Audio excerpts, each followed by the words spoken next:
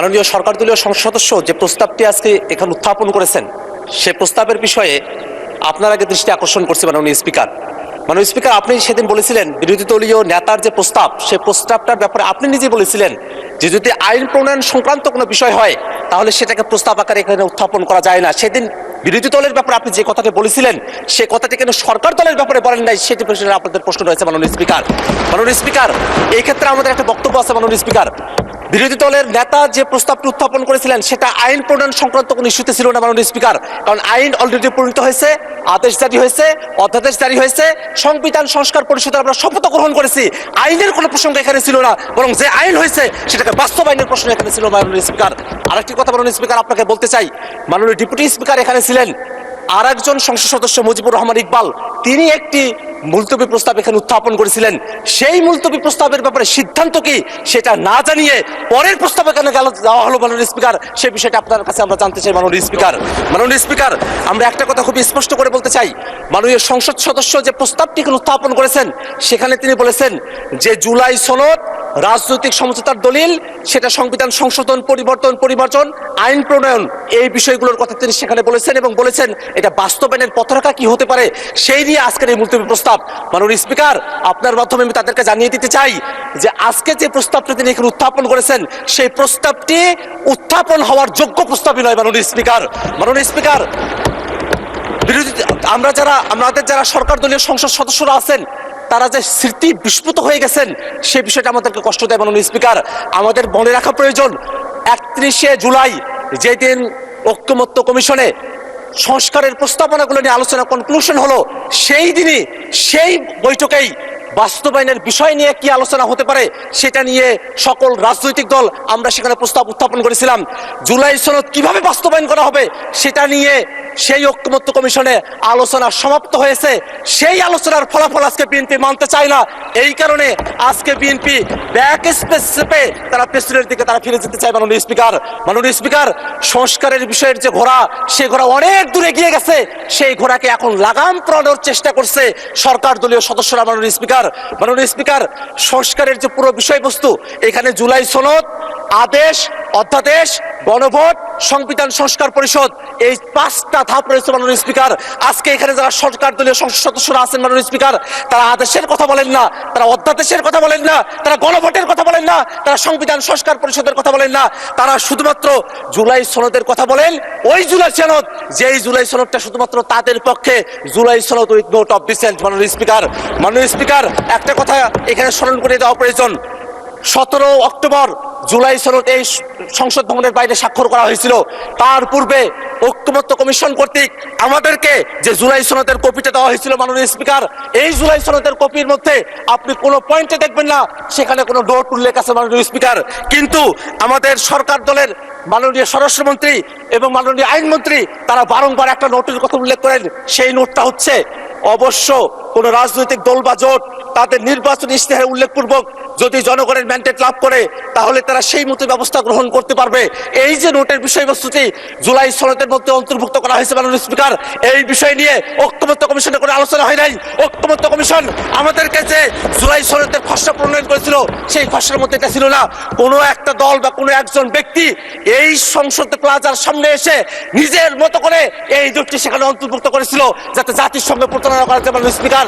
আমরা এই বিষয়ে ঐকমত্য কমিশনের যারা দায়িত্বশীল আছেন এবং এখানে আপনারা যারা আছেন তাদেরকে তদন্ত করে এই জোটটি কারা অন্তর্ভুক্ত করেছিল সেই ব্যাপারে আমরা খোঁজ চাই মাননীয় স্পিকার। মাননীয় স্পিকার, আর একটা বিষয় একটু বলে রাখা প্রয়োজন মাননীয় স্পিকার। মাননীয় স্পিকার, জুলাই সনদ বাস্তবায়ন আদেশ কোথায় থেকে তার ভিত্তি আসলো, কোথায় থেকে তার আইনগত বৈধতা পাওয়া গেল সেই প্রশ্নটা এখানে অনেকে করছেন মাননীয় স্পিকার। কিন্তু জুলাই সনদ আদেশটা তারা যদি পড়তেন, সেই জুলাই সনদ আদেশের একেবারে প্রিয়াম্বলের মধ্যে বলা আছে জনগণের সার্বভৌম ক্ষমতা এবং অভিপ্রায়ের বহিঃপ্রকাশ হিসাবে এই জুলাই সনদের যে আদেশ সেই আদেশটা জারি করা হয়েছিল মাননীয় স্পিকার। যারা জনগণকে এই কথা বলছে যে জনগণ গণভোটের এতগুলো বিষয় তারা কি পড়ে, জুলাই সনদ এতগুলো বিষয় পড়ে তারা কি ভোট দিয়েছেন? জনগণকে যারা এখানে সংসদে দাঁড়িয়ে মূর্খ সাব্যস্ত করতে চাচ্ছেন তাদের উদ্দেশ্যে আমরা বলি, আপনাদের এই পজিশন গণভোটের পক্ষে হ্যাঁ বলার পরে আজকে গণভোটের বিপক্ষে অবস্থান নেওয়া বিএনপির দলগত মূর্খতা বা সততাকে প্রকাশ করছে মাননীয় স্পিকার। আমরা এই কথাটা আপনার মাধ্যমে তাদের কাছে জানিয়ে দিতে চাই। একটা বিষয় মনে রাখা প্রয়োজন মাননীয় স্পিকার, এখানে সরকার দলের পক্ষে পার্থ ভাই তিনি দাঁড়িয়েছিলেন, তিনি বলেছেন সংবিধান একটা কোয়াজি কনস্টিটিউশনাল পরিস্থিতির মধ্য দিয়ে আছে। সরকারি দলের একজন এমপি যখন কোয়াজি কনস্টিটিউশনাল কথা বলেন, অর্থাৎ খণ্ডিত সংবিধানের কথা বলেন, তখন কিন্তু আমাদের যুক্তিই বেশি সাব্যস্ত হয় মাননীয় স্পিকার। কারণ তারা বারংবার সংবিধানের পরিপূর্ণ বাস্তবায়নের কথা বলছেন, কিন্তু আমরা বলছি এটাই বাস্তবতা যে বাংলাদেশ 5 আগস্টের পরে একটা এক্সেপশনাল অবস্থার মধ্য দিয়ে আমাদেরকে যেতে হয়েছে মাননীয় স্পিকার। আমরা কনস্টিটিউশন পুরাটা মানতেও পারি নাই, পুরাটা ছাড়তেও পারি নাই, এমন একটা পরিস্থিতিতে আমাদেরকে আসতে হয়েছে মাননীয় স্পিকার। মাননীয় স্পিকার, সেই সময়টাতে খালেদা জিয়া, বেগম খালেদা জিয়াকে মুক্তি দেওয়া হলো, সেটা কোনো সংবিধানের ভিত্তিতে হয় নাই, কোনো আইনের ভিত্তিতে হয় নাই, সেটা জনগণের অভিপ্রায়ের ভিত্তিতে হয়েছিল। অ্যাটর্নি জেনারেল তিনি যেভাবে নিয়োগ পেয়েছিলেন সেটাও জনগণের অভিপ্রায়ের ভিত্তিতে হয়েছিল। এই যে জনগণের অভিপ্রায়ের ভিত্তিতে সেই সময়টাতে এক্সেপশনাল একটা পরিস্থিতিকে আমরা ডিল করেছিলাম, সেই পরিস্থিতিকেই টেকসই করার জন্য এই যে আদেশ, সেই আদেশটাও জনগণের অভিপ্রায় এবং ক্ষমতার ভিত্তিতে এটাকে জারি করা হয়েছে মাননীয় স্পিকার। মাননীয় স্পিকার, একটা বিষয় একটু জানিয়ে রাখা প্রয়োজন, আমরা জুলাই সনদে এমন অনেকগুলো বিষয় নিয়ে কথা বলেছি যেগুলো সংবিধানের মৌলিক যে কাঠামো আছে সেই কাঠামোর সেখানে ব্যত্যয় তৈরি করে। আমরা সেখানে বিচার বিভাগকে আমরা বিভিন্ন শহরে আমরা নিয়ে যাওয়ার কথা বলেছি, বিভাগীয় শহরে। সেই বিষয়ে বাংলাদেশের এর আগের কোর্টে তারা রায় দিয়েছিল যে এটা অসাংবিধানিক। এই ধরনের কিছু পরিস্থিতি এখানে রয়েছে মাননীয় স্পিকার। এমন অনেকগুলো সংশোধনী রয়েছে, এমন অনেকগুলো প্রস্তাব রয়েছে, সংস্কার রয়েছে, যেগুলো শুধু সংশোধনী দিয়ে সেটাকে টেকসই করা সম্ভব নয় মাননীয় স্পিকার। সে কারণে ঐক্যমত্য কমিশনে আমরা জাতীয় নাগরিক পার্টির পক্ষ থেকে দাবি করেছিলাম গণপরিষদের মাধ্যমে নতুন একটা সংবিধান করতে হবে। সরকার দলের পক্ষ থেকে বলা হয়েছিল সংসদের মাধ্যমে সেটা করতে হবে, এবং তারপরে ঐক্যমত্য কমিশনে সকল দল আলাপ আলোচনা করার পরে সকলে মিলে আমরা সিদ্ধান্ত গ্রহণ করেছিলাম যে গণপরিষদ না, সংসদ না, গাঠনিক ক্ষমতা প্রাপ্ত সংবিধান সংস্কার পরিষদ, তার মাধ্যমেই এই বিষয়টা সুরাহা করতে হবে মাননীয় স্পিকার। যদি তারা আজকে সেটা ভুলে গিয়ে থাকেন, সেই ভুলে যাওয়ার স্মৃতিগুলো তাদের মনে না পড়তে পারে, বিটিভিতে সেগুলো টেলিকাস্ট করা হয়েছিল, সেখান থেকে তারা যেন দেখে নেয় কিভাবে সংবিধান সংস্কার পরিষদের আইডিয়াটা সেখানে এসেছিল। এখানে জুনায়েদ সাকিব ভাই আছেন, তিনি তার পক্ষে বলেছিলেন, এখানে নূর ভাই আছেন, তিনি তার পক্ষে বলেছিলেন, এখানে যারা আছেন তারাই আজকে সেটাকে ভুলে গিয়েছেন মাননীয় স্পিকার। এটা আমাদেরকে বড়ই হতাশ করে মাননীয় স্পিকার। মাননীয় স্পিকার, আমি 1 মিনিট সময় বাড়িয়ে যাচ্ছি আপনার কাছে মাননীয় স্পিকার। মাননীয় স্পিকার, এক মিনিট বাড়িয়ে দেওয়া হলো, 1 মিনিটের মধ্যে শেষ করবেন, তখন মাইক অফ হয়ে যাবে। সংবিধান তো পুরোটা মানা হচ্ছে না মাননীয় স্পিকার। শেখ মুজিবুর রহমানের ছবি প্রত্যেক মন্ত্রীর অফিসে ঝুলানোর কথা, সেটা যে ঝুলানো হচ্ছে না, সেই জায়গার ভিত্তিটা কোথায় থেকে আসলো মাননীয় স্পিকার? এটা তো জনগণ ভিত্তিটা দিয়েছে, সেই কারণে সেটা মাননীয় স্পিকার। আমরা এই কারণে একটা কথা বলতে চাই, আজকে জুলাই সনদের যে আদেশ এবং যে গণভোট সম্পন্ন হয়েছে, সেই গণভোটের যে প্রশ্নগুলো আছে সেই প্রশ্নগুলোর দিকে আমরা একটু তাকাই। সেখানে স্পষ্ট করে বলে দেওয়া আছে সাংবিধানিক প্রতিষ্ঠানগুলোতে নিয়োগ হতে হবে একটা নিরপেক্ষ বডির মাধ্যমে, একটা উচ্চকক্ষ হবে যেটা ভোটের পিয়ার অনুযায়ী হবে, একটা তত্ত্বাবধায়ক সরকার হবে, যে তত্ত্বাবধায়ক সরকার একটা নতুন ফর্মুলায় হবে। এই বিষয়গুলো বিএনপি পালন করতে চায় না বিধায় তারা আজকে গণভোটের বিপক্ষে অবস্থান নিয়েছে মাননীয় স্পিকার। মাননীয় স্পিকার, আমরা খুবই বিনীতভাবে তাদের কাছে একটা কথা জানতে চাই, এই বিষয়টা কোনোভাবেই কোনো বিতর্কের বিষয়বস্তু নয়, এটা কোনো আলোচনার বিষয়বস্তু নয়। বাস্তবায়ন জুলাই সনদ কেমন করে হবে সেই ধাপগুলো ঐক্যমত্য কমিশনের সেই আলোচনাগুলো কমপ্লিট হয়ে গেছে। অতএব আজকে যে প্রস্তাবটা নিয়ে আসা হয়েছে, এই প্রস্তাবটা গ্রহণ না করার জন্য মাননীয় স্পিকারের কাছে বিনীতভাবে আহ্বান জানাচ্ছি মাননীয় স্পিকার। আসসালামু আলাইকুম। এই কথা সবাই জানে, এই কথা লোকানো কিছু জিনিস না, কিন্তু হঠাৎ করে প্রধানমন্ত্রী তারেক রহমানের নিয়ে খুঁচাখুচি শুরু হয়েছে। রহস্য তো অন্য কোনো জায়গায়, কিছু একটা রহস্য আছে। দেখেন, হাসনাত যে পার্লামেন্টে আছে, সংসদ সদস্য হিসেবে আছে, এমপি হিসেবে আছে, এটা তো মানে তাদের 14 পুরুষের কপাল। ধরেন ফ্রিডম পার্টির লোকজন এককালীন দুকালীন এমপি হয়েছিল না, এরকম আর কি, যে আটকা এমপি, অথবা আওয়ামী লীগ সরকারের সময় শেখ হাসিনা মন চেয়েছে, মনো ইচ্ছায় কিছু কলাগাছকে এমপি বানাইছিলেন। যার ইউনিয়ন কাউন্সিল চেয়ারম্যান হওয়ার কথা সেই লোক কলাগাছ, সেও এমপি হয়েছে। আমার জীবনে এই ধরনের দৃষ্টান্ত আমি দেখেছি। এরকম হাসনাত ইউনিয়ন কাউন্সিল চেয়ারম্যান হওয়ার কথাও না। অনেকে বলেন যে মেম্বারই তার এলাকায় তার ওয়ার্ডে যদি কমিশন ইলেকশন করতো সেটাও পাশ করার কথা না। এই লোকগুলা একটা সমঝোতার মধ্যে দিয়ে পার্লামেন্টে গেছে, সর্বস্বীকৃত আলাপ। এটা জামাত বলে বিএনপির কথা, বিএনপি সমঝোতার মাধ্যমে গেছে ইউনূস সরকারের সাথে। বিএনপির লোকজন বলে, বিএনপির পরাজিত প্রার্থীরা বলে যে আমির, জামাতের আমির, এনসিপির আমির মানে এনসিপির আহ্বায়ক, এদেরকে সমঝোতার মাধ্যমে পাশ করে আনা হয়েছে, বিএনপি স্যাক্রিফাইস করেছে। আমাদের এখানে আলোচনায় দেখেছেন আমজনতা তারেক বলেছে। তো হঠাৎ কি হলো হাসনাত আব্দুল্লাহর, যে তারেক রহমান কবে কোথা থেকে কোনো নিগোজিয়েশন করেছেন কিনা? নিগোজিয়েশন তো একটা হয়েছে, কিন্তু তার কথাতেই তিনি প্রমাণ করেছেন, তার কাজেই তিনি প্রমাণ করেছেন। কিন্তু এটা কেন নতুন করে টেনে আনা হচ্ছে? দেখেন, ভারতের সাথে এটা ওপেন সিক্রেট, অনেকেই বলে যে ভারত একটা সময় তারেক রহমান বিএনপির সাংঘাতিক বিরোধী ছিল, এবং তারেক রহমানের আগমনে ভারত বাধা ছিল কিনা।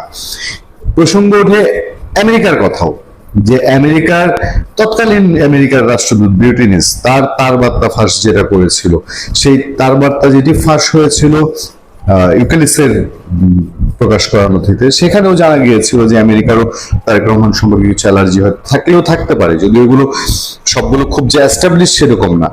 কিন্তু ভারতের ক্ষেত্রে ছিল যে ভারত নানান ইস্যুতে, সেটা 10 টাকা অস্ত্র বলেন বা 7 সিস্টার বলেন, ইস্যুতে তাদের কিছু অ্যালার্জি থাকতে পারে, এরকম ওপেন সিক্রেট অনেক কিছু আলাপ হতো। কিন্তু তারেক রহমান যখন ঘোষণা করেছিলেন যে 25শে ডিসেম্বর তিনি দেশে ফিরছেন, আমরা সেদিন রাতে যে আলোচনাটা করেছিলাম সে কিন্তু আমরা হেডলাইন করে বলেছিলাম এই অ্যালার্জি গুলো বা এই প্রবলেম গুলো ভারত বা আমেরিকার যদি অতীতে থেকেও থাকে, সেটার কি তাহলে সমাধান হয়ে গেছে কিনা? যদি থেকে থাকে তাহলে নিশ্চিতভাবে এগুলো ক্লিয়ার হয়ে গেছে, এবং রাজনীতিতে বহু পরিবর্তন হয়, এগুলো স্থায়ী সমস্যা না। এগুলো কখনোই রাজনীতির ব্যক্তিদের ক্ষেত্রে এক দেশের সাথে আরেক দেশের সম্পর্ক একদম উথাল পাতাল হয়, আবার যুদ্ধ পর্যন্ত গড়ায়। আর তারেক রহমানের সবচেয়ে বড় যিনি রাজনৈতিক প্রতিপক্ষ এখন যদি বলি, শেখ হাসিনা তো তারেক রহমান সরকারকে এখন সমর্থনের কথা বলছে, তার নেতারা সমর্থনের কথা বলছে যে আমরা তারেক রহমান সরকারের পদত্যাগ চাই না, আমরা তাদের সমর্থন দিচ্ছি, তারা ভালো করুক, তারা সংসদে ভালো করুক, তারা রাষ্ট্র পরিচালনা ভালো করুক, বলছে না যে আমরা দেখতে চাই। তো সেই জায়গায় নেগোসিয়েশনের কথা তো রাজনীতির মাঠে থাকেই।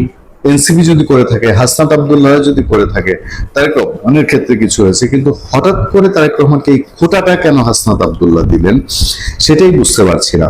প্রধানমন্ত্রী তারেক রহমানের পুরনো বক্তব্য নিয়ে স্ট্যাটাস দিয়েছেন কুমিল্লা 4 আসনের সংসদ সদস্য হাসনাত আব্দুল্লাহ। কিন্তু শনিবার বিকেল 4টায় নিজের ফেসবুক আইডিতে একটা পোস্ট দেন। পোস্টটা হচ্ছে কিরকম আমি আপনাদেরকে একটু বলি। 29 নভেম্বর তারেক রহমান বলেছিলেন, এমন সংকটকালে মায়ের স্নেহ স্পর্শ পাওয়ার তীব্র আকাঙ্ক্ষা যে কোনো সন্তানের মতো আমারও রয়েছে, কিন্তু অন্য সবার মতো এটা বাস্তবায়নের ক্ষেত্রে আমার একক সিদ্ধান্ত গ্রহণের সুযোগ অবারিত, একক নিয়ন্ত্রিত নয়। এই ফেসবুক পোস্টটা ভাইরাল হয়ে গিয়েছিল। সেই ভাইরাল পোস্ট ধরেই বলা হচ্ছে তার দেশে ফেরা আর কার সিদ্ধান্তের উপর নির্ভর করে তা তিনি তখন কিংবা এখনো স্পষ্ট করেননি, হাসনাত আব্দুল্লাহ বলছেন। কিন্তু গত 25 ডিসেম্বর যাদের সিদ্ধান্তের উপর নির্ভর করে তিনি দেশে ফিরেছেন, দলের অনেকের দ্বিমত থাকা সত্ত্বেও গুম মানবাধিকার অধ্যাদেশ বাতিলের পেছনে তাদের সিদ্ধান্তের কোনো প্রভাব রয়েছে কিনা সে প্রশ্ন থেকেই যায়। দেশে ফেরার মতো গুরুত্বপূর্ণ সিদ্ধান্ত যেমন অন্য অনেকের প্রভাবের উপর নির্ভর করেছে, ঠিক তেমনি দেশ পরিচালনার ক্ষেত্রেও কি তিনি তাদের দ্বারা প্রভাবিত? তো বাবু, আপনার সঙ্গে তো সংসদে দেখা হয়, আপনি সংসদে পয়েন্ট টু অর্ডার, ফেসবুকে সোশ্যাল মিডিয়া খোটাখুটির দরকার কি? সংসদে জিজ্ঞেস করেন না যে আপনি কি কারোর কাছ থেকে কারোর সিদ্ধান্তে, যে দেশে ফেরা মতো গুরুত্বপূর্ণ সিদ্ধান্ত যেন অন্যের প্রভাবের উপর নির্ভর করে, আপনি কি আর কারোর উপর প্রভাবিত হয়ে দেশে ফিরেছেন কিনা আপনি কি জিজ্ঞেস করেন, আমরা জেনে যাই, নাকি এর ভিতরে অন্য কোনো প্যাচ আছে? কিছুই জানেন না হাসনাত আব্দুল্লাহরা। কোথা থেকে কি হয়েছে তাদের কোনোই ধারণা নেই। আমি তো জানি সবকিছুই তাদের ধারণা আছে, এবং সবকিছুই তারা ভেতর আলোচনা হয়েছে জানে। তারেক রহমান দেশে ফেরার বিষয়ে বিএনপির নেতা কর্মীরা যতটা আগ্রহী ছিল, উৎসাহী ছিল, ততটাই উৎকণ্ঠিত এবং আগ্রহী এবং টেনশনে ছিল এনসিপি এবং জামাত ইসলাম। কারণ তারা জানতো যে তারেক রহমান দেশে ফিরলে পরে তাদের আর ভাত নাই। তারেক রহমান এই যে 212 সিট আপনার বিএনপি পেলো 11 সিট 12 সিট পেলো। আপনারা খেয়াল করে দেখবেন 25শে ডিসেম্বরের আগে এবং পরে একাধিক আলোচনা আমরা করেছি তারেক রহমান ফেরা মানে পুরো সিনারিও চেঞ্জ, এবং অটোমেটিকলি তখন আর ক্ষমতায় যাওয়া লাগবে না, ক্ষমতায় যাওয়া ছাড়াই প্রশাসন বলেন সবকিছু অটো ঝুঁকে যাবে বিএনপির দিকে। এটাই ছিল বাস্তবতা। তো হাসনাত আব্দুল্লাহ এটা জানতেন, জানার ফলে ওনারা কি এর ভেতরে আর কি কি মেকানিজম হচ্ছে জানতেন না, নাকি সব জেনে শুনেও প্রকাশ্য এই খোঁচাটা দিয়েছেন? এর মধ্যে ভিন্ন কোনো উদ্দেশ্য আছে? ভালো থাকবেন, সুস্থ থাকবেন। আপনাদের সাথে আমি আতিক রহমান পূর্ণিয়া।